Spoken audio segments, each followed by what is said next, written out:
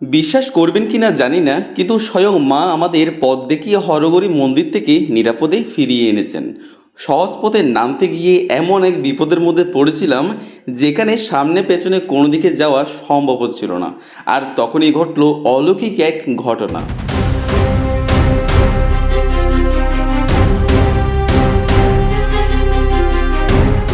আমরা পাতালকালী মন্দির দর্শন শেষে যখন বাড়ির পথে রওনা দিলাম, তখন নিচে নামার পথটা এতটাই বিপজ্জনক ছিল যে শিমুল সাধু আমাদের অন্য আরেকটি বিকল্প পথ দেখিয়ে দিয়েছেন উপরে ওঠার জন্য।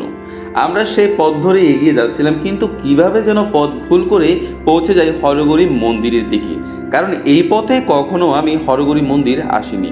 তখন আমাদের মনে হলো, এটা কি সত্যি পথ ভুল, নাকি মায়ের ইচ্ছা ছিল আমাদের এখানে নিয়ে আসার। যেন মা বলছিলেন, আমার দর্শন না করে তোরা ফিরে যাচ্ছিস। মনে হলো স্বয়ং মাই যেন আমাদের হাত ধরে টেনে নিয়ে এসেছেন নিজের দরবারে তার আশীর্বাদ দিতে। যেহেতু এসেই পড়েছি, তাই ভাবলাম এই তো মায়েরও ইচ্ছা। তাই শিব পার্বতীর চরণে প্রণাম নিবেদন করে কিছুক্ষণ নীরবে বসে রইলাম। আশ্চর্যের বিষয়, যদিও তখন বর্ষাকাল আর আশেপাশে কেউই ছিল না, তবুও এক মুহূর্তের জন্য আমাদের একা মনে হয়নি। চারপাশে যেন এক অদৃশ্য সত্তার উপস্থিতি, এক জাগ্রত শক্তির স্পর্শ অনুভব করছিলাম। এই স্থানটা কেবল একটা মন্দির নয়, এমন কিছু আছে এখানে যা নিজের চোখে না দেখলে, নিজের হৃদয়ে না টানলে কেউ বুঝতে পারবে না। এই যে কুকুরটি দেখছেন, প্রথমে ওকে একদম সাধারণ মনে হয়েছিল আশেপাশের কোনো এক সাধারণ কুকুর। তখনও বুঝিনি এই কুকুরটি আসলে মায়ের আশীর্বাদ হয়ে আমাদের সঙ্গী হয়েছে। সেই কুকুরটি আমাদের সামনে সামনে হাঁটতে হাঁটতে এমন এক পথ ধরে ফিরিয়ে আনলো চন্দ্রনাথ ধামে, যা আমরা নিজেরা কখনো খুঁজে পেতাম না। কারণ এই পথে আমরা সর্বপ্রথম এসেছিলাম। যদিও না থাকতো, তাহলে বর্ষার এই ভয়ানক ভেজার পিচ্ছিল পথে ফিরে আসা আমাদের পক্ষে সম্ভবই হতো না। সত্যি মা যেন নিজেই রূপ নিয়ে এসেছিলেন আমাদের রক্ষা করতে। তো আমরা হরগরি মন্দিরের দর্শন শেষে নতুন সেই অজানা পথ ধরে চন্দ্রনাথ ধামে ফিরে যাওয়ার জন্য রওনা দিলাম। তখন সময় প্রায় বিকেল 5টা। আর পাহাড়ি অঞ্চলে তো জানোই, অন্ধকারে নেমে আসে খুব তাড়াতাড়ি। তাই আমরা চেষ্টা করছিলাম যেন কোনো দেরি না হয়, যেন আলো থাকতে থাকতে নিরাপদে ফিরে যেতে পারি। কিন্তু পাহাড়ি পথ বর্ষার কাদামাটিতে পিচ্ছিল আর ঝুঁকিপূর্ণ হয়ে উঠেছিল। তাই ঠিক তখনই সেই কুকুরটির উপস্থিতি আমাদের সাহস জুগিয়ে যাচ্ছিল প্রতিটি ধাপে। অনেকেই আমাকে আগেই বলেছিলেন এই পথের কথা, নাকি খুব অল্প সময়ে এই রাস্তা দিয়ে যাওয়া আসা করা যায়। তাই ভাবলাম একবার ভিডিও করে রাখা দরকার, যেন সবাইকে দেখাতে পারি পথটা কেমন, আর চিনিও দিতে পারি। কারণ অল্প সময়ে পৌঁছানোর একটা উপায় তো অনেকেই খোঁজেন, কিন্তু বাস্তব অভিজ্ঞতা একদম তার উল্টো। হ্যাঁ, দূরত্ব হয়তো এই রাস্তা অন্য রাস্তাগুলোর তুলনায় অনেকটাই কাছে, কিন্তু এতটাই খাড়াই আর কষ্টকর রাস্তা আমি সত্যি এর আগে কখনো দেখিনি, হাঁটিওনি। আমি বহুবার পাতালকালী মন্দিরের পুরনো রাস্তা ধরে যাতায়াত করেছি হরগরি মন্দিরে, কিন্তু এই নতুন রাস্তাটা যেন শরীর আর মন দুটোকে একসাথে পরীক্ষা নেওয়ার মতো ছিল। ভুল করলেই বিপদ অনিবার্য। এই রাস্তায় একবার পা দিলেই আপনি না পারবেন ফিরে যেতে, না পারবেন স্বাচ্ছন্দ্যের সামনে এগোতে। দুই দিকে অস্বস্তিকর অবস্থা। আমরা তো এমন অবস্থায় পড়েছিলাম যেখানে 2 কদম হাঁটার পরেই একবার করে দাঁড়িয়ে হাঁপ নিতে হচ্ছিল।